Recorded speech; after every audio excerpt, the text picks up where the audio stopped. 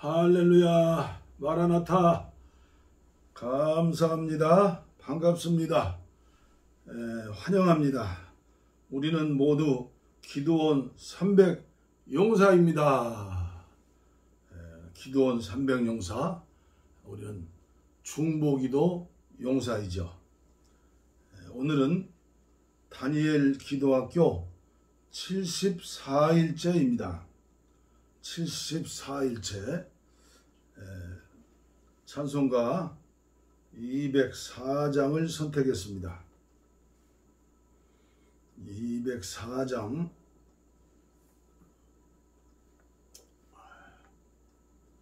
통일찬송은 379장 주의 말씀 듣고서 주의 말씀 듣고서 준행하는 자는 반석 위에 터닫고 집을 지음 같아.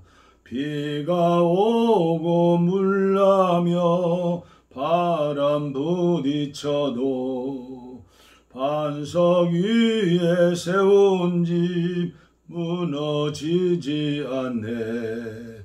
잘 짓고 잘 짓세, 우리 집 잘 짓세. 만세 반석 위에다 우리 집 잘 짓세. 주의 말씀 듣고도 행치 않는 자는 모래 위에 터닫고 집을 지음 같아. 비가 오고 물나며 바람 부딪힐 때 모래 위에 세운 집 크게 무너지네. 잘 짓고 잘 짓세, 우리 집 잘 짓세. 만세 반석 위에다 우리 집 잘 짓세. 세상 모든 사람들 집을 짓는 자니 반석 위가 아니면 모래 위에 짓네. 우리 구주 오셔서 지은 상을 줄 때 세운 공로 따라서 영영 상벌 주리. 잘 짓고 잘 짓세, 우리 집 잘 짓세. 만세 반석 위에다 우리 집 잘 짓세. 한 장 더 부르시죠. 203장 하나님의 말씀은. 감리교회 저희 후배들은 조창희 목사님이 아주 문학가예요. 이분이 기도 많이 하시고 지은 찬송이십니다. 하나님의 말씀은 생명의 말씀이라. 광야 같은 세상에 길 잃고 방황할 때 절망 중에 빠진 이 몸 하나님 보호하사 생명샘이 솟아나와 새 힘이 넘칩니다. 하나님의 말씀은 은혜의 말씀이라. 누구든지 믿고서 참으로 회개하면 하나님이 사해 주사 구원함 베푸시고 가히 없는 그 은혜로 늘 품어 주십니다. 하나님의 말씀은 사랑의 말씀이라 믿음으로 지키어 자유를 얻게 되면 어려운 일, 힘든 일도 담대히 할 수 있어 온전하신 말씀으로 승리케 하십니다. 하나님의 말씀은 사랑의 말씀이라 험한 세상 살 동안 언제나 돌보시고 변함없는 사랑으로 우리를 지키시어 하늘나라 이루도록 인도해 주십니다. 인도해 주십니다. 아멘. 오늘 주신 말씀은 디모데후서 3장 13절부터 17절까지 제가 봉독에 올리겠습니다. 디모데후서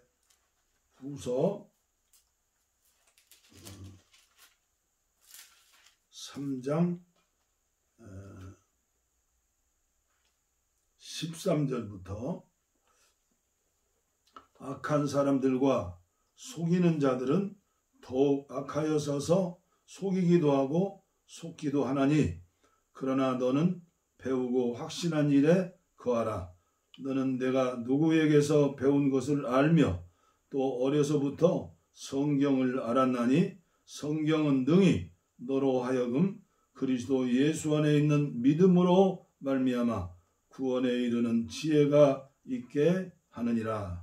모든 성경은 하나님의 감동으로 된 것으로 교훈과 책망과 바르게 함과 의로 교육하기에 유익하니 이는 하나님의 사람으로 온전하게 하며 모든 선한 일을 행할 능력을 갖추게 하려 함이니라. 성경, 하나님의 말씀 얼마나 중요합니까? 유진 피터슨의 메시지 성경, 메시지를 살아있게 하십시오. 그대는 나의 훌륭한 제자였습니다. 나의 가르침, 생활 방식, 행동 지침, 믿음, 끈기, 사랑, 인내, 수고, 고난을 함께 했습니다. 그대는 내가 안디옥과 이고니온과 루스드라에서 온갖 불행 가운데 겪어야 했던 고난에도 함께 했습니다. 또한 그대는 하나님께서 나를 건져주셨다는 것을 잘 알고 있습니다. 누구든지 그리스도를 위해 살려고 하는 사람은 많은 고난을 겪게 마련입니다. 그 고난을 피할 수 없습니다. 파렴치한 사기꾼들은 계속해서 믿음을 이기적으로 이용해 먹을 것입니다. 저들은 자신들 때문에 길을 잃은 사람들과 같이 그 자신들도 속아 넘어갈 것입니다. 저들이 활보하는 한 사태는 점점 더 악화될 뿐입니다. 이것이 한국교회 우리들의 모습이죠. 그러나 저들의 일로 당황하지 말고 그대가 배워서 믿은 것을 굳게 붙잡으시오. 그대는 그대를 가르친 스승들의 고상한 성품을 잘 알고 있습니다. 왜 아니겠습니까? 그대는 어머니의 품에서 젖을 먹을 때부터 거룩한 성경을 받아들였으니 말입니다. 그리스도 예수를 믿는 믿음으로 말미암아 구원에 이르는 길을 보여주는 것은 오직 기록된 하나님의 말씀 외에는 없습니다. 성경의 모든 부분에는 하나님의 숨결이 깃들어 있어 모든 면에서 유익합니다. 우리에게 진리를 보여주고 우리의 반역을 드러내며 우리의 실수를 바로 잡아주고 우리를 훈련시켜 하나님의 방식대로 살게 합니다. 우리는 말씀을 통해 온전해지며 하나님께서 우리를 위해 마련하신 일을 이루어 가게 됩니다. 그러니까 말씀 없이는 되지 않죠. 오늘은 어제에 이어서 이재철 목사님의 부흥의 설교 말씀에 대하여 연이어 설교를 듣겠습니다. 한국교회에서 제가 아는 최고의 설교자는 100주년 기념교회를 목회하시고 은퇴하신 이재철 목사님이라고 믿습니다. 왜일까요? 최고의 설교자는 설교한 말씀대로 사는 목사이기 때문입니다. 천사와 같은 말을 할지라도 그 말씀대로 살지 못하는 사람은 악차 한 발을 잘못 뛰면 거짓 선지자일 수 있습니다. 요사이는 JTBC가 주관한 Sing Again 들으셨나요? 거기에서 금상을 차지한 이승윤 가수가 이재철 목사님의 셋째 아들입니다. 젊은이들의 노래이기에 듣기도 어려운 노래이지만 저는 처음부터 끝까지 기도하는 마음으로 보았습니다. 왜일까요? 젊은이들과 소통하는 늙은 목사가 되기 위해서이죠. 마지막 결선의 노래는 구도자의 노래, 전도자의 노래, 역시 그 아버지의 그 아들, 셋째 아들. 어떻게 저렇게 잘할 수 있을까? 그리고 저는 이재철 목사님의 설교를 들을 때마다 감탄하면서 은혜를 받습니다. 어떻게 저렇게 설교를 잘하실 수 있을까? 그래서 설 명절 3일 동안, 어제까지 합치면 연속 4일 강사님 허락도 없이 부흥회에서 설교하신 중요한 테마의 말씀들, 우리 기도학교와 아주 연관된 말씀들이죠. 그것이 안 되면 기도학교도 안 되죠. 그래서 이재철 목사님을 특별 강사로 모시고 은혜를 받도록 하겠습니다.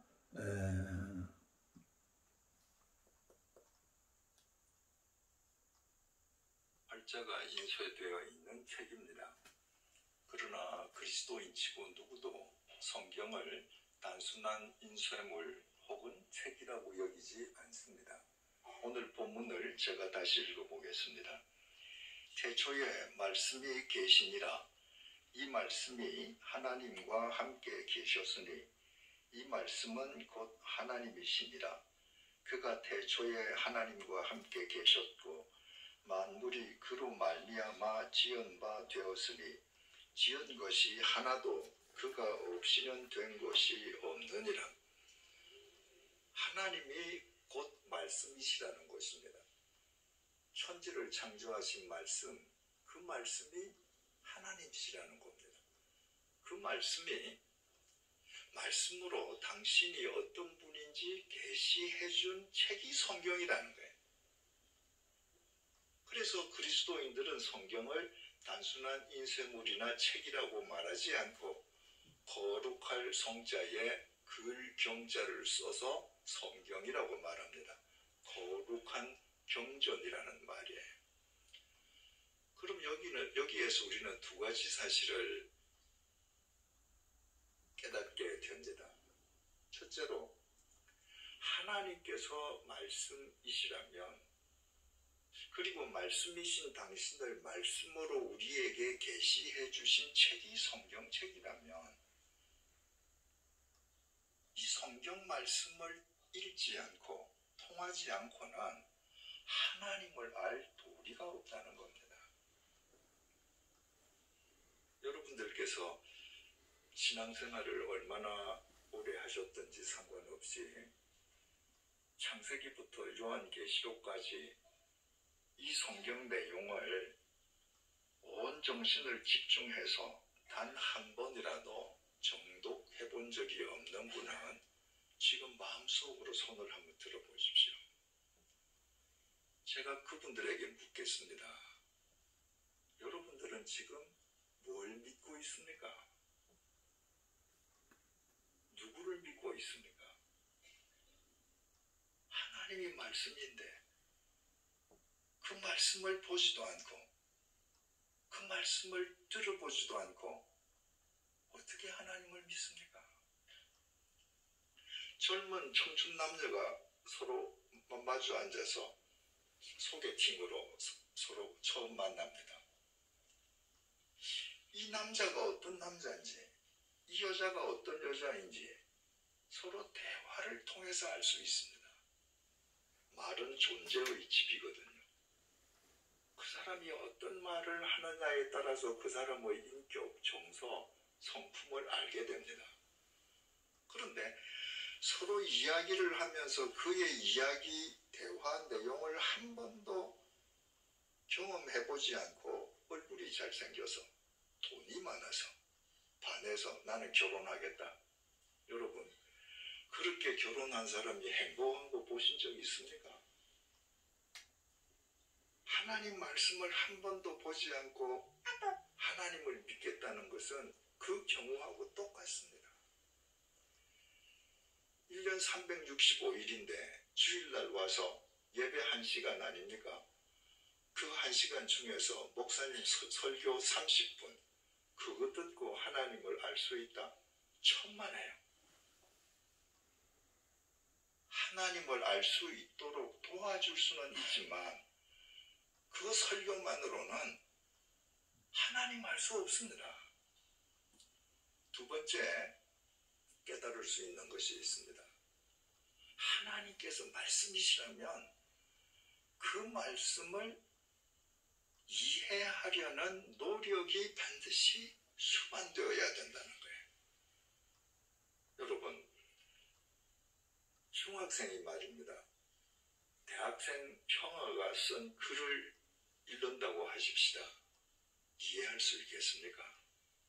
한글이니까 읽을 수는 있겠죠. 그러나 대학생 형아가 쓴 그 단어 한 단어의 개념, 그 개념이 합쳐져서 문장을 이룰 때 그 문장이 무슨 의미를 함축하고 있는지 중학생이 알 수 있겠습니까? 모릅니다.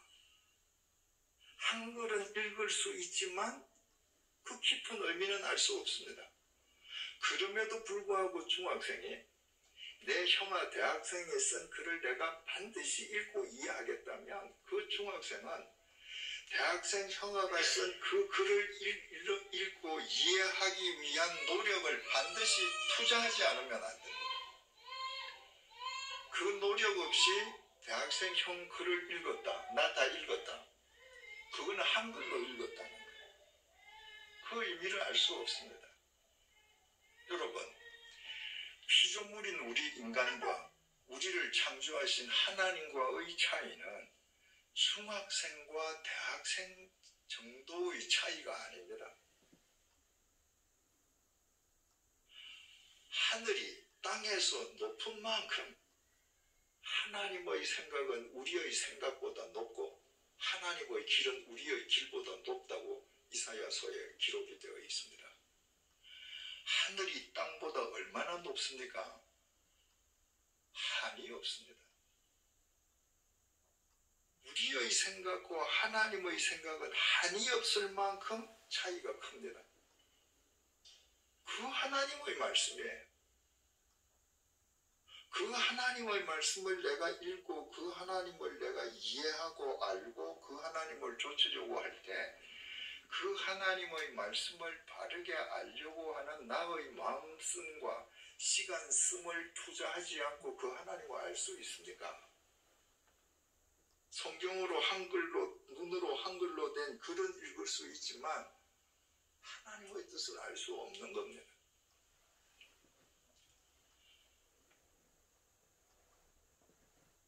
성경에 기록되어 있는 하나님의 말씀을 로고스라고 그러잖아요.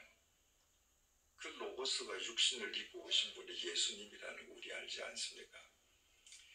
헬라어로 로고스라고 하는 것은 본래 이성이라는 단어의 뜻이기도 하고 언어라는 뜻이기도 합니다.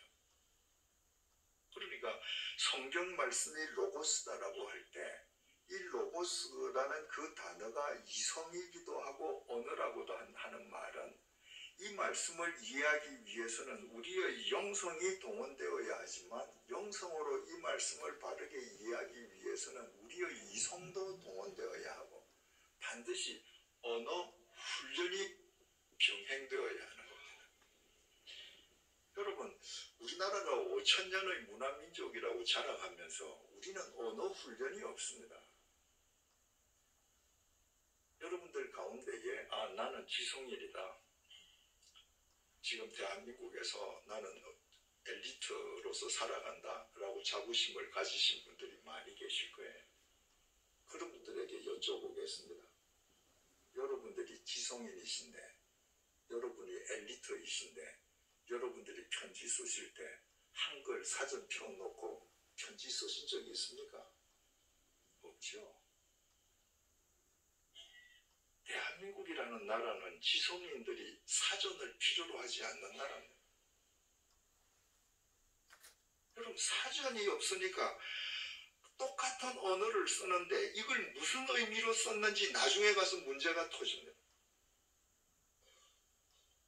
한국 사람들이 하루 종일 1년 내내 쓰는 단어의 개수가 몇백 개밖에 안 된다고 합니다. 그러니까 내가 쓰는 단어의 의미와 상대가 알아듣는 의미가 다른 거예요.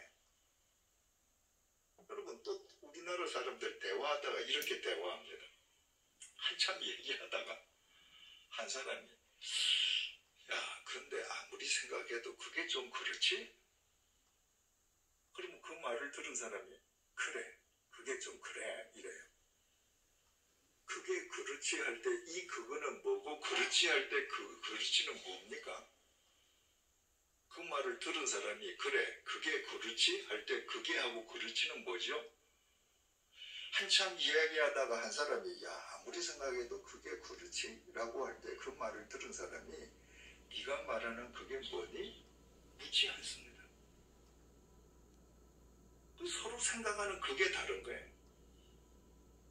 그래서 우리나라 사람들이 이야기를 하고 좋을 때 다 이야기하다가 문제가 터지면 서로 말꼬리 잡는다 그래요. 말꼬리 잡는 게 아니라 서로 다른 의미로 동일한 단어를 썼기 때문입니다.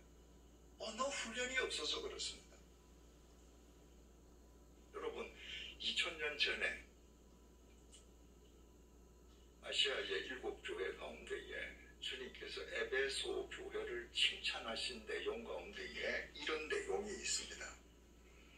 요한계시록 2장 2절에서 3절을 제가 읽어드리겠습니다. 잘 들어보십시오. 예수님이 지금 칭찬하시는 거예요. 내가 네 행위와 수고와 네 인내를 알고 또 악한 자들을 용납하지 아니한 것과, 그러니까 주님께서 네가 행한 행위, 수고, 내 인내, 악한 것은 어떤 것도 용납하지 않은 거 내 다 안다. 그러면서 그 다음 칭찬 내용이 이렇습니다. 자칭 사도라 하되 아닌 자들을 시험하여 그의 거짓된 것을 네가 드러낸 것과. 2000년 전에 거짓 사도들이 많았습니다. 짝퉁 목사가 많았습니다. 교인들을 위해서 자기를 희생하는 것이 아니라 교인들을 이용해서 자기 배를 불리는 가짜 목사들이 많았습니다. 그 가짜 목사들은 자기 배를 불리기 위해서 진리를 전하는 것이 아니라 마치 아론이 금송아지를 만들어 놓고 하나님이라고 말하듯이 듣기 좋은 얘기만 하는 거예요. 그런데 에베소 교회는 그런 가짜 목사들이 와서 설교를 하면 그들을 시험했습니다. 테스트했습니다. 무엇으로? 하나님의 말씀으로. 이 구절을 한번 해석해봐라. 너 왜 그렇게 해석해? 그 개념이 과연 이 성경의 개념하고 맞니? 그 가짜 목사들을 테스트해서 그의 거짓된 것을 내가 드러낸 것을 내가 안다. 그 가짜 목사의 거짓된 것을 세상에 들통나게 한 것, 그거 잘했다. 주님께서 칭찬하신 거예요. 여러분 2000년 전에 헬라어를 쓰던 그 로마 제국 시대의 사람들에게 있어서 배운다 하는 사람에게는 언어 훈련이 필수적입니다. 어떤 단어를 사용하면 이 단어가 개념이 뭔가 반드시 그 단어에 대한 선 이해를 갖고 대화하고 문장을 읽는 거예요. 그러니까 가짜 목사가 가짜 설교한다. 금방 들통나는 거예요. 여러분 한국에 왜 이렇게 이단이 많습니까? 여러분들 기독교 TV나 뭐 CTS, CBS 한번 틀어보십시오. 그런 기독 방송들이 돈을 받고 틀어주는 목사님들 설교 가운데에 설교가 아닌 설교들이 있습니다. 그런 설교를 믿고 그 교회 다니는 교인들이 있어요. 왜? 이 하나님의 말씀이 무슨 의미인지 이것을 바로 깨달으려는 마음씀과 시간씀이 없기 때문에. 그러니까 귀에 듣기 좋도록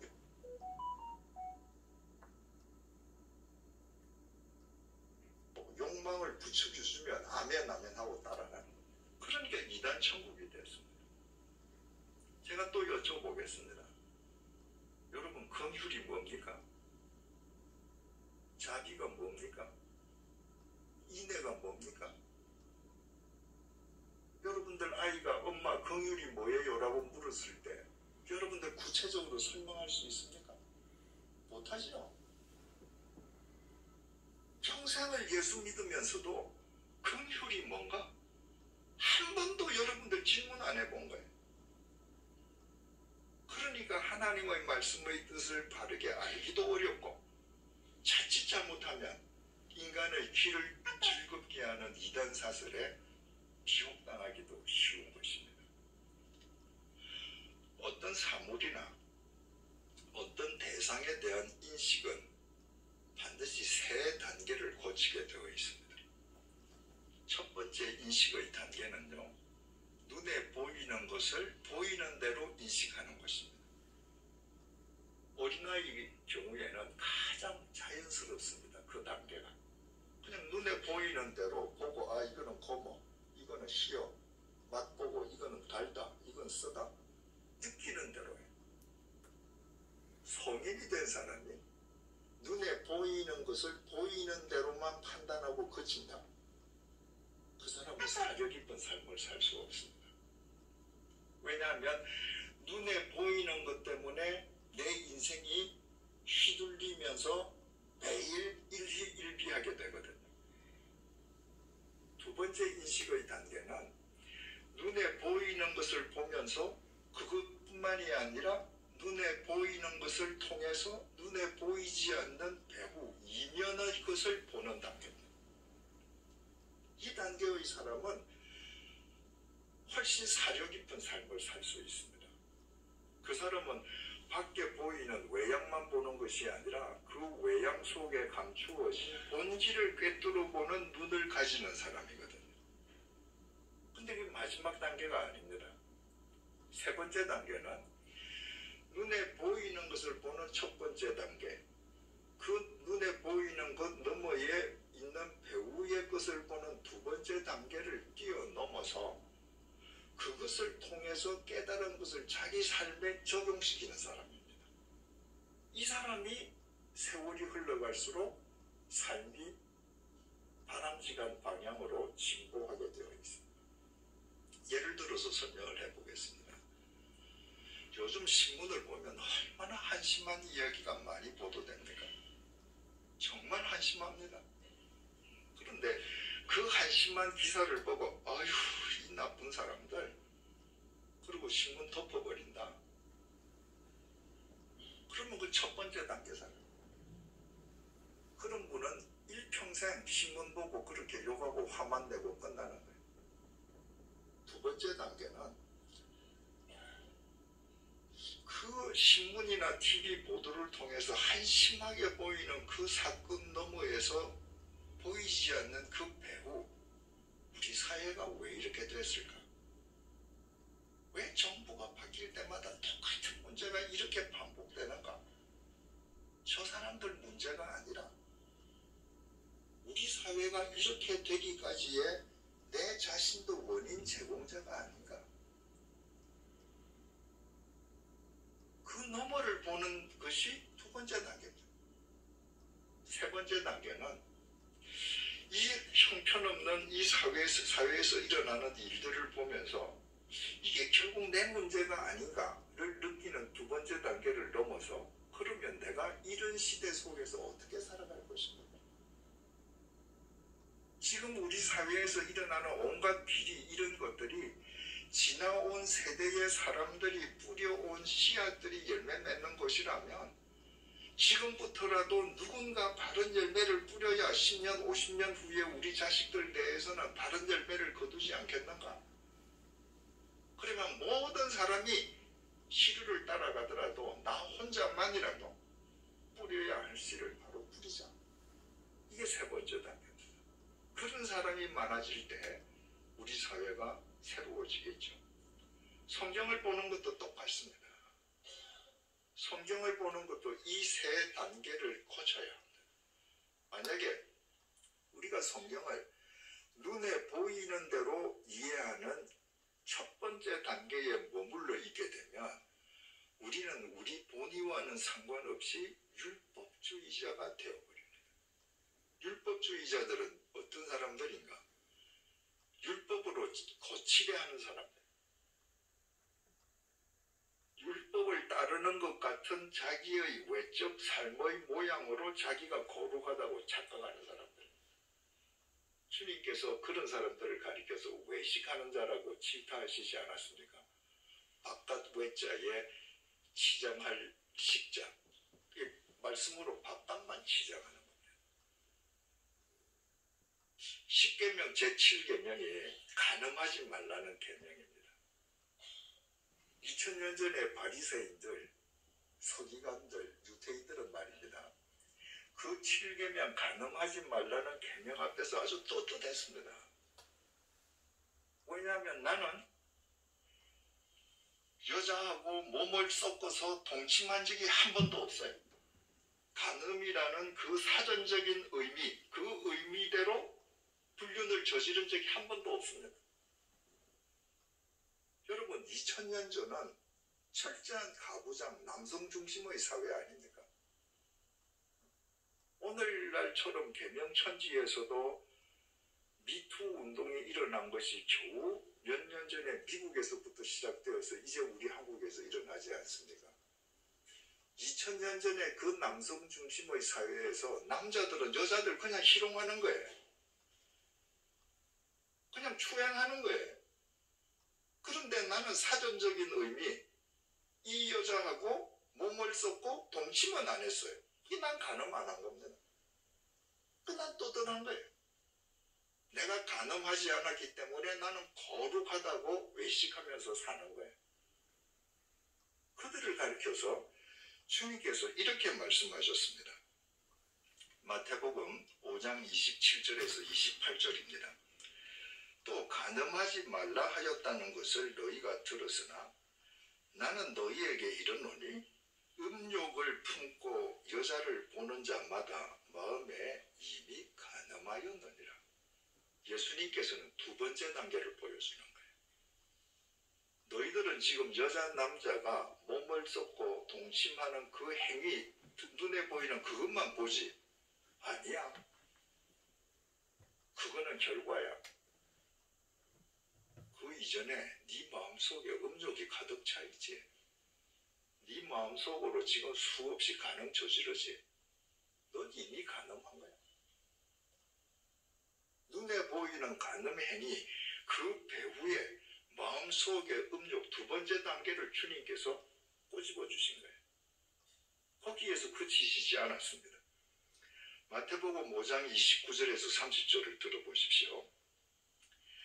만일 네 오른 눈이 너로 실족하게 하거든 빼어 내버리라. 내 백체 중 하나가 없어지고 온 몸이 지옥에 던져지지 않는 것이 유익하며, 또한 만일 내 오른손이 너로 실족하게 하거든 찍어 내버리라. 내 백체 중 하나가 없어지고 온 몸이 지옥에 던져지지 않는 것이 유익하니라. 만약에 네가 지금 음욕을 보고 남자를 희롱하고 추행하려고 하냐? 그러면 네 눈 뽑아버리라. 네 팔 팔뚝 찍어버리라. 이 주님께서 도끼를 들고 네 팔 찍어라 이 말이 아니지 않습니까? 이 세 번째 단계를 얘기하시는 거예요. 네가 첫 번째 사전적인 간음 행위만 네가 안 했다고 따지면 너는 율법주의자, 외식하는 자가 된다. 네 마음속에 있는 음욕, 거기서부터 간음은 이미 시작되었다. 그러므로 네 마음속에 음욕을 품게 하는 주위의 모든 것을 네 스스로 끊어버려라. 네 삶을 성결하고 거룩하게 네가 지키지 않으면 너는 언제든지 죄성을 가진 인간이므로 간음할 수 있다. 세 번째 단계를 보여주시는 것입니다. 이처럼 하나님의 말씀도 우리가 보면서 눈에 보이는 말씀, 그 너머에 보이지 않는 이 말씀과 연결된 말씀, 그리고 그 말씀을 통해서 나에 대한 적용의 실천, 이 세 단계가 이루어질 때 그 말씀이 우리를 살리고 우리를 거룩하게 하는 생명의 힘이 되는 것입니다. 하나님의 말씀에 대해서 이 세 단계의 인식의 단계를 거칠 때 하나님의 말씀 안에서 이 세 단계의 인식 단계를 고치는 방법이 있고, 외부의 도움을 받아서 이 세 단계의 인식을 고치는 방법이 있습니다.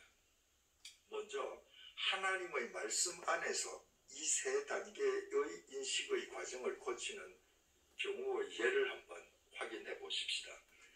사도행전 3장 1절에서 10절을 우리 한번 같이 찾아보실까요?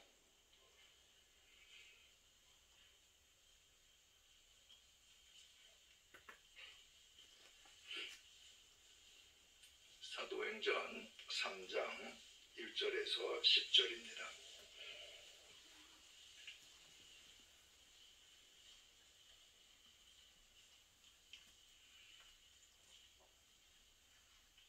우리 같이 읽어보십시다. 시작.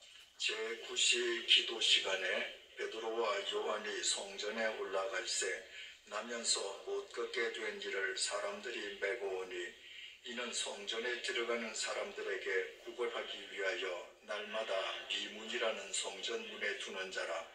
그가 베드로와 요한이 성전에 들어가려 함을 보고 구걸하거늘 베드로와 요한과 더불어 주목하여 이르되 우리를 보라 하니, 그가 그들에게서 무엇을 얻을까 하여 바라보거늘 베드로가 이르되 은과 금은 내게 없거니와 내게 있는 이것을 내게 주노니 나사렛 예수 그리스도의 이름으로 일어나 걸어라 하고 오른손을 잡아 일으키니 발과 발목이 곧 힘을 얻고 뛰어 서서 걸으며 그들과 함께 성전으로 들어가면서 곧 기도하고 뛰기도 하며 하나님을 찬송하니, 모든 백성이 그 걷는 것과 하나님을 찬송함을 보고 그가 본래 성전 미문에 앉아 구걸하던 사람인 줄 알고 그에게 일어난 일로 인하여 심히 놀랍게 여기며 놀라니라. 우리가 잘 아는 내용입니다. 예루살렘 성전은 들어가는 문이 4개가 있었습니다. 그런데 그 4개의 문 중에 동쪽에 위치해 있는 동쪽 문을 니칸노르 문이라고 했는데, 그 문이 4개의 문 중에서 가장 아름다웠습니다. 그래서 아름다운 미자를 써서 미문이라고 사람들이 불렀습니다. Beautiful Gate. 그 문을 살아생전에 자기 눈으로 직접 보았던 역사가 요세푸스는 그 니카노르의 그 문은 고린도 청동으로 만들어져 있어서 동쪽에서 해가 뜰 때 그 봉이 이 햇빛을 받으면서 마치 황금빛으로 변한다는 거예요. 정말 아름답게 그지없다는 거예요. 그런데 그 아름다운 뷰티풀 게이트 앞에 선천성 하반신 마비자 안전뱅이가 앉아 있습니다. 이 안전뱅이에게는 이 미문은 그림의 떡이에요. 자기는 들어갈 수가 없습니다. 매일 아침마다 다른 사람이 자기를 메고 와서 그 앞에 앉혀놓고 앵벌이 시키는 거예요. 그 베드로가 가는데 이 사람이 베드로를 보고 한 푼 줍쇼 해서 베드로가 주목하고 나를 보라 하고 손을 내밀고 나한테 은과 금은 없지만 나사렛 예수에 일어나라 하고 일으켰다. 그 얘기 아닙니까? 근데 우리말로는 이 고린이 베드로를 보고 베드로가 고린을 보고 이 본다는 내용 자체가 구체적으로 번역이 안 돼 있는데요. 헬라 말로는 전부 다른 동사로 정확하게 구분이 되어서 표현이 되어 있습니다. 먼저 베드로와 요한이 기도 시간에 맞추어서 성전으로 들어가지고 미문 앞을 지나가는데 이 안전뱅이 고린이 먼저 베드로를 보고 구걸을 했습니다. 한 푼 줍쇼 했습니다. 그 고린이 베드로를 본 것은 에이도라고 기록이 되어 있습니다. 그 영어로 to see예요. 그 단어의 특성은 그저 내 망막에 내 눈에 들어오니까 그저 볼 뿐 내가 특별히 의미를 두지 않는 거예요. 자, 예를 들어서 여러분들 아침에 오늘 예배당에 오시면서 여러분들 앞으로 자동차들 많이 지나갔죠. 행인들 많이 지나갔죠. 분명히 보셨죠. 근데 자동차 몇 대 지나갔는지 아십니까? 모르죠. 왜냐하면 보긴 봐는 그냥 A도 보긴 보는데 내가 의미를 두지 않기 때문입니다. 만약에 여러분들이 오시면서 내가 오늘 교회에 갈 때까지 내가 만나는 자동차를 내가 세워보리라 도대체 몇 대가 지나가는지 의미를 두신 분은 그 대수를 기억할 겁니다. 이 거지는 평생 그 자리에 앉아서 사람들이 앉혀주면 자기 앞에 누군가가 지나가는 인기척만 나면 아무 의미 없이 습관적으로 눈을 들고 한 푼 줍쇼 하는 사람입니다. 그게 A도예요. 이 고린은 베드로를 보고 희맑은 눈을 뜨고 평소 습관대로 한 푼 줍쇼 그랬는데 그 말을 듣고 베드로가 걸어가다가 그 고린을 아텔리쇼 했습니다. 영어로 게이스입니다. 응시했습니다. 거꾸로가 돼야 되겠죠. 고린이 지나가는 행인한테 뭐 돈을 좀 받을까 하고 고린이 행인을 응시하고 행인은 뭐 본청만쩍 지나가야 될 것 같은데 이 고린은 그냥 희멀건 눈으로 한 푼 줍쇼 했는데 그 말을 들은 베드로가 멈추어 서서 응시했습니다. 그리고 그를 응시하다가 베드로가 이 고린에게 말했습니다. 형제여, 나를 블레포하시오. 나를 주목하시오 이 말입니다. 그런 희멀건한 눈으로 보지 말고 나를 똑바로 주목하시오. 그랬더니 이 고린이 혹시 뭘 줄라는가? 그리고 이 베드로를 에페코 했습니다. 에페코는 give attention. 자기 온 시선을 베드로에게 집중했다는 거예요. 그러니까 희멀건 눈으로 베드로를 봤는데 베드로가 응시하면서 형제여 나를 주목하시오. 그래서 이 고린이 지금 자세를 고쳐 앉으면서 베드로에게 온 시선을 집중합니다. 서서 안전뱅이를 내려다보는 베드로의 시선, 앉아서 베드로를 올려다보는 이 고린의 시선이 지금 불꽃을 튀기고 부딪힙니다. 그때 베드로가 이 고린의 손을 잡았습니다. 형제여, 당신이 나에게 요청한 은과 금은 나한테 없습니다. 근데 나한테는 있는 것이 있습니다. 나사렛 예수의 이름으로 일어나 걸으세요. 그리고 잡아 일으켰습니다. 그랬더니 이 사람이 벌떡 일어나서 걸었습니다. 그리고 그림의 떡이었던 그 미문 안으로 뛰어 들어가면서 하나님을 찬양했습니다. 우리가 잘 아는 내용 그대로예요. 이 내용대로만 해도 굉장히 은혜스럽습니다. 믿음은 멈춥니다. 이때 베드로가 멈추지 않았으면 이 역사는 일어나지 않습니다. 베드로는 가다가 그 이야기를 듣고 멈추어서 응시했다. 믿음은 시선이다. 내가 지금 뭘 보는가에 따라서 역사가 달라집니다. 베드로는 그 거린을 응시한 겁니다. 그 순간에 주님의 역사가 일어나는 거죠. 굉장히 은혜롭습니다. 그런데 이건 첫 단계. 이 본문 속에서 우리가 볼 수 있는 것을 본 거예요. 그러면 이 본문을 놓고 이 본문 배후에 보이지 않는 두 번째 단계로 넘어가 보십시다. 우리가 어제 기도에 대해서 마태복음 8장 1절부터 15절 봤는데 마태복음 8장 14절에서 15절 보니까 베드로 집에 누가 살고 있었습니까? 장모가 살고 있었습니다. 장모가 베드로 집에 살고 있었다는 것은 베드로는 총각이 아니었다는 말입니다. 베드로에게는 아내가 있었습니다. 베드로는 가장인 거예요. 자기 처자식만 먹여 살릴 뿐만 아니라 처가 장모까지도 부양해야 되는 무거운 경제적인 책임을 진 가장입니다. 근데 지금 이 베드로가 뭐래요? 형제요, 나는 은과 금은 없습니다. 베드로가 고기 잡아서 식구들 먹여 살리는 가장인데 주님을 만나는 즉시로 베금을 내버렸습니다. 난 더 이상 은금을 쫓는 삶 안 살래. 그리고 돈 한 푼도 안 생기는데 예수 쫓아다닙니다. 이때 만약에 베드로 아내가 베드로 발목을 잡으면 어떻게 됩니까? 당신 지금 뭐 정신이 있나? 가서 그물질해. 금과 은 벌어와. 내 자식들 어떻게 키울래? 우리도 다른 집처럼 좀 아파트 평수 좀 넓은 데서 살자. 우리도 자동차 좀 바꾸자. 여러분, 부부 가운데 한 사람이 아무리 거룩한 뜻을 갖고 있어도 한 명 남은 배우자가 그 배우자의 발목을 자꾸 끌면요, 도리 없습니다. 이 베드로가 가장이고 고기 잡아서 먹여 살려야 되는 가장이 그물과 배를 버려두고 나는 은과 금은 이제 내게 인생의 목표가 아니야. 오직 나사렛 예수야 할 때 베드로가 그렇게 살 수 있었던 것은 여보, 당신 그렇게 사시오. 자식들, 내 친정엄마 내가 책임질게.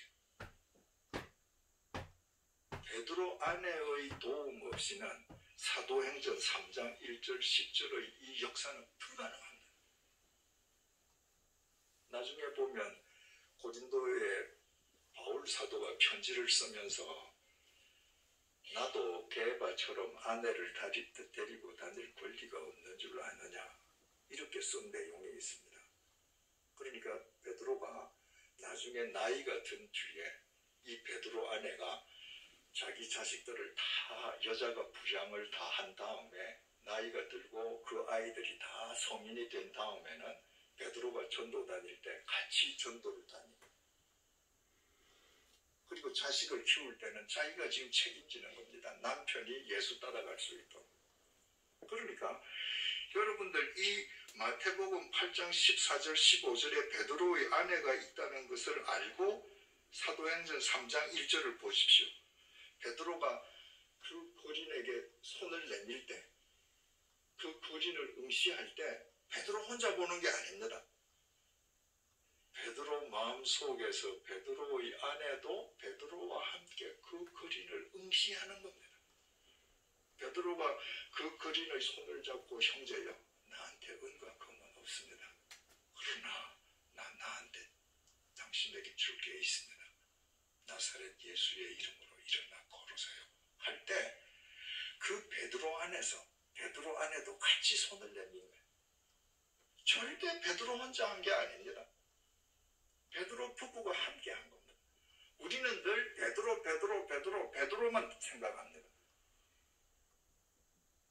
한 하나님 나라에서 하나님께서 이 베드로의 모든 행한 일을 두고 상을 주신다면 저는 베드로 아내에게 더 큰 상을 주셨거나 베드로와 똑같은 상을 주셨으리라고 저는 믿습니다. 베드로 아내 덕분에 베드로가 가능했거든요. 이것이 두 번째 단계. 그러면 세 번째 단계. 우리 부부관계는 어떤가? 우리 가정은 어떤가?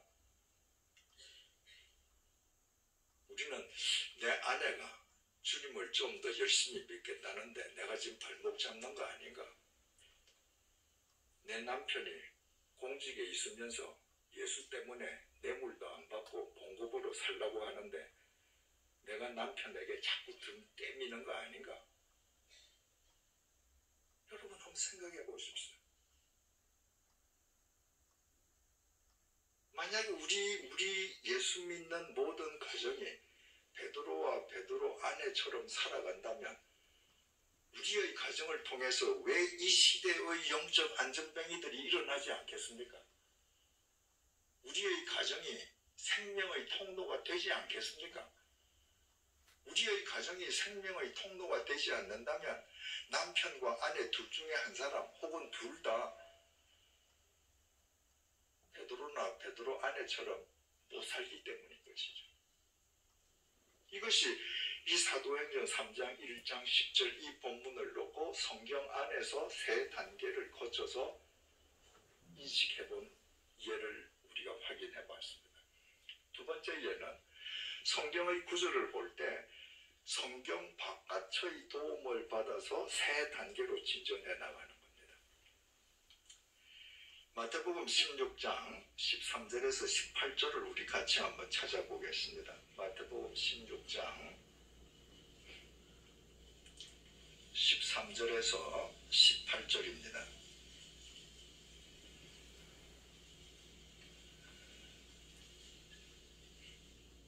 마태복음 16장 13절에서 18절.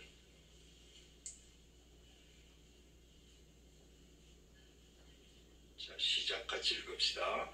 예수께서 빌립보 가이사랴 지방에 이르러 제자들에게 물어 이르시되 사람들이 인자를 누구라 하느냐?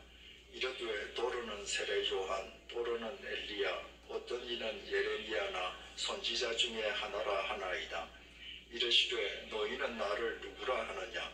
시몬 베드로가 대답하여 이르되 주는 그리스도시요 살아계신 하나님의 아들이시니이다. 예수께서 대답하여 이르시되 바요나 시몬아 내가 복이 있도다. 이를 네게 알게 한 이는 혈육이 아니요 하늘에 계신 내 아버지시니라. 또 내가 네게 이르노니 너는 베드로라. 내가 이 반석 위에 내 교회를 세우리니 음부의 권세가 이기지 못하리라. 주님께서 제자들에게 물으셨습니다. 얘들아, 세상 사람들이 나를 가리켜 뭐라고 얘기하냐? 그 제자들이 얘기했습니다.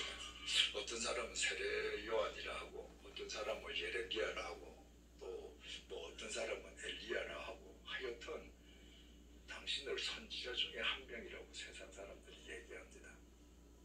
여러분 이게 무슨 말이겠습니까? 이 세 평이 구약시대의 선지자들은 전부 가난한 사람들입니다. 옷도 제대로 못 입는 사람입니다. 제대로 먹지 못하는 사람들이에요. 그게 남루한 옷을 입고 피골이 상접하고 보잘것없는 몰골이에요. 그러니까 세상 사람들이 나를 누구라고 그래? 라고 할 때 세상 사람들이 볼 때 예수를 그 예수의 몰골을 볼 때 아무리 좋게 봐도 선지자 정도 이상으로 볼 수 없다는 거예요. 그래, 그러면 너희들한테는 내가 누구로 보이냐? 그랬더니 베드로가 우리가 잘 아는 그 위대한 고백을 하지 않습니까? 주는 그리스도, 당신이 메시아, 그리고 당신이 성자 하나님의 아들이십니다. 그 예수님께서 그 베드로의 고백을 받으시고 반석과도 같은 그 베드로의 고백 위에 내 교회를 세우리라 천명하셨습니다. 그 이후로 모든 교회는 이 고백 위에서 세워집니다.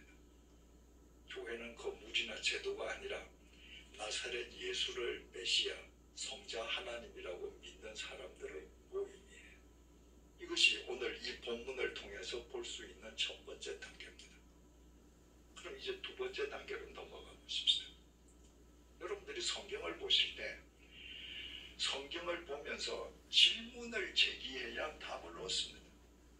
이 지금 굉장히 중요한 문답이잖아요. 제자들에게 누구냐고 물었고 제자들이 자기들의 입으로 당신이 메시아라고 처음 고백했고 주님께서 그 고백 위에 내 교회를 세우리라. 2000년 기독교 역사에서 교회와 관련한 가장 중요한 문답이거든요. 그런데 어떤 질문이냐? 왜 주님께서 이 질문을 예루살렘에서 안 하셨는가? 왜 주님께서 이 질문을 갈릴리에서 안 하셨는가?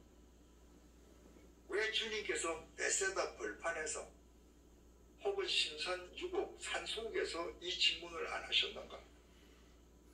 왜 주님께서 3년 동안 제자들과 함께 생활하시다가 하필이면 가이사라 빌립보에 가셨을 때에 제자들에게 이 질문을 하셨을까? 그래서 여러분들께서 사전에 여러분들이 어떤 포털 사이트를 이용하시든지 그 검색 기능에다가 가이사라 빌립보라고 한번 쳐보세요. 그럼 간단하게 이렇게 나옵니다. 분봉왕 헤롯 빌립이 로마 황제 카이사르를 위해서 지은 신도시로 로마 황제 카이사르와 자기 이름 필립을 붙인 도시, 이렇게 나옵니다. 가이사라 빌립보라는 것은 가이사라가 카이사르입니다. 로마 황제입니다. 거기에 필립이 자기 이름을 붙여서 가이사라 빌립보라고 부른 거예요. 2000년 전에 로마 제국에 로마 황제의 칭호를 붙이는 도시는 여러 도시가 있었습니다. 그러나 아무 도시나 붙일 수 없습니다. 로마 황제의 칭호나 이름을 붙이기 위해서는 몇 가지 조건이 충족되어야 하는데요. 그 도시의 규모가 대도시여야 합니다. 조그마한 소도시 지어놓고 로마 황제 이름을 붙인다. 그 프로젝트를 입안한 사람은 로마 황제한테 치도문의를 당하겠죠. 로마 황제의 위상에 걸맞게 대도시여야 합니다. 뿐더러 그 도시의 가장 중심 장소 혹은 그 도시의 가장 높은 언덕에 반드시 로마 황제를 위한 신전을 만들어야 합니다. 로마 황제는 당시에 인간이 아니었습니다. 인간의 경배를 받는 지상의 신이에요. 황제 자기가 자기를 신으로 생각합니다. 그래서 황제의 칭호가 붙으면 황제의 신전이 있어야 합니다. 거기서 예수님이 물으신 거예요. 너희들한테 내가 누구냐? 그랬더니 베드로가 당신이 메시아시고 당신이 하나님의 아들 성자 하나님이십니다. 그럼 여러분, 그 가이사라 빌립보라는 대도시 황제의 신전이 인간을 압도하는 그 대도시 속에서 예수님과 베드로가 주고받는 그 문답을 우리 머릿속에서 그릴 수 있죠. 그럼 베드로가 답한 이 뜻이 뭡니까? 주님, 저 황제의 신전에서 인간의 경배를 받는 로마 황제가 하나님이 아닙니다. 나사렛 예수, 당신이 하나님입니다. 상권의 권력을 쥐고 세계 최고의 군권을 지니고 있는 로마 황제가 우리를 구원하는 메시아가 아닙니다. 당신이 우리를 구원해줄 메시아입니다. 그 고백인 거예요. 주석을 가하자면, 주님, 우리는 어떤 경우에도 인간 욕망의 극대화를 상징하는 황제의 길을 추구하지 않겠습니다. 우리는 이 세상에 어떤 경우가 있더라도 길이요 진리요 생명이신 나사렛 예수, 당신이 가는 길을 쫓겠습니다. 이 고백입니다. 그래서 주님께서 그 고백을 받으시고 반석 같은 이 고백 위에 내 교회를 세우리라. 이것이 두 번째 단계입니다. 그리고 세 번째 단계로 넘어가 보십시다. 이것을 오늘날 우리에게 적용을 해보십시다. 우리는 어떻습니까?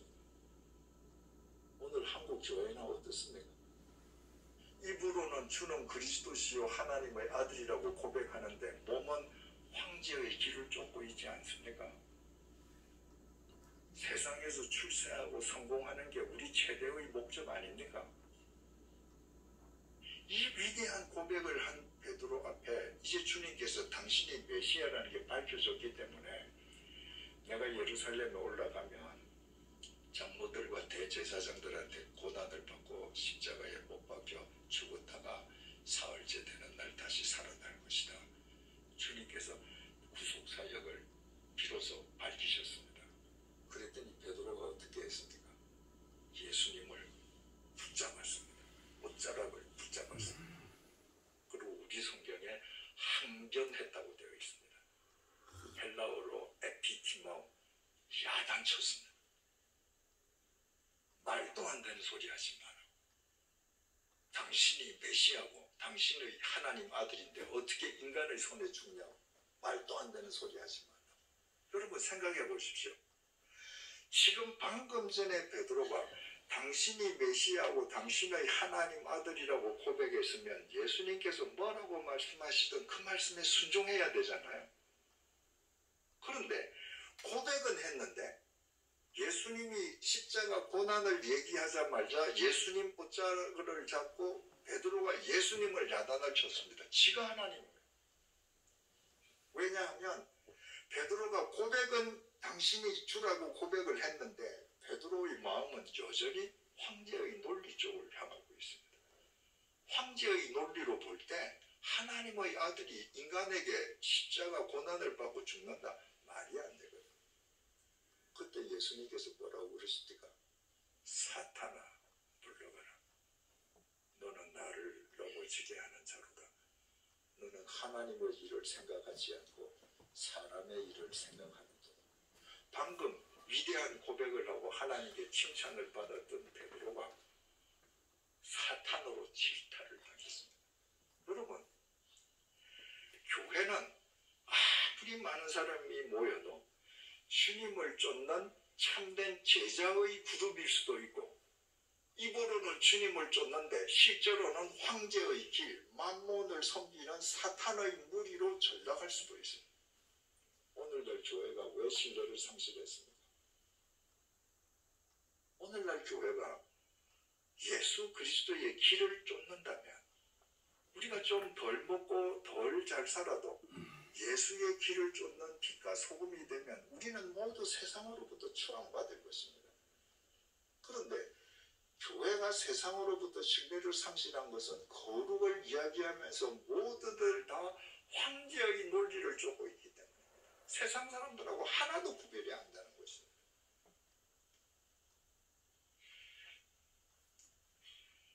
사무엘상 2장 30절 하반절입니다. 나를 존중히 여기는 자를 내가 존중히 여기고 나를 멸시하는 자를 내가 경멸하리라. 하나님 말씀입니다. 나를 존중히 여기는 자를 내가 존중하게 여길 것이고 나를 경멸하는 자를 내가 멸시할 것이다. 여러분, 이때 나 하나님이 누구세요? 말씀입니다.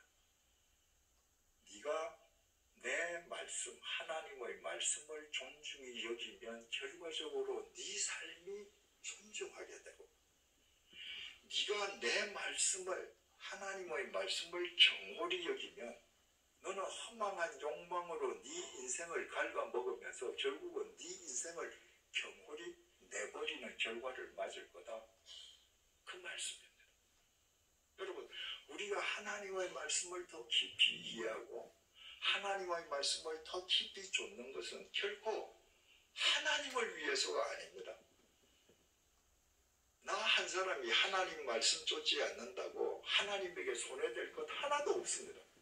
그런데 내가 하나님의 말씀을 쫓지 않고 살면 나는 내 욕망으로 내 인생을 허망하게 갉아먹다가 공동묘지에서 한 줌의 흙으로 끝나버립니다.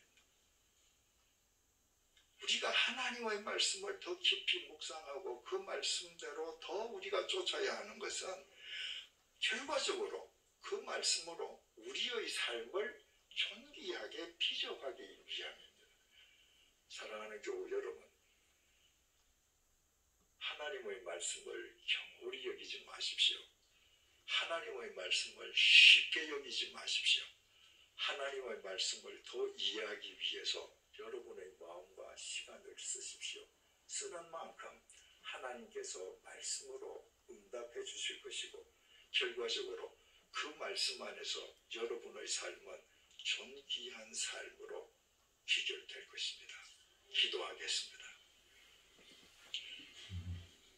주님, 우리가 하나님을 믿는다고 고백하면서 하나님의 말씀 그 한 단어, 한 구절, 한 문장을 깊이 이해하려는 마음씀과 시간씀에는 소홀했습니다. 그렇게 하고도 우리의 욕심을 하나님께 투사해서 우리의 욕심이 만든 하나님의 허상을 마치 하나님인 것처럼 붙들고 살아왔습니다. 우리의 어리석음을 깨닫게 해주셔서 정말 감사합니다. 하나님 말씀 앞에서 피조물인 우리 인간들이 겸손하게 해주시기를 간구합니다. 하나님의 말씀을 매일매일 한 말씀 좀 더 깊이 알아가기 위해 우리의 온 정성을 다하게 해주시기를 간구합니다. 주님의 말씀을 존중히 여기고 더 깊이 이해하는 것은 결국 내 인생을 주님 안에서 반석 위에 견고하게 세워가는 것임을 잊지 않도록 도와주시기를 간구합니다. 아멘. 그와 같은 우리의 삶이 이 세상의 빛이 되고 소금이 되게 해주셔서 주님의 말씀을 쫓아 사는 우리로 인해 이 땅이 살만한 땅으로 소생되어 가게 하여 주시옵소서. 예수님 이름으로 기도드립니다. 아멘. 많은 은혜 받으셨죠? 계속해서 내일 또 모레까지 이재철 목사님의 알토란 같은 정말 보석 같은 귀한 말씀 우리 같이 듣고 은혜 받기를 소원합니다. 우리의 소원은 통일. 우리 함께 기도의 노래죠. 그날을 기다리면서 우리의 소원은 통일, 꿈에도 소원은 통일, 이정성 다해서 통일을 주소서. 이 결에 살리는 통일, 이 나라 살리는 통일을 주시옵소서. 평화와 통일을 감사합니다.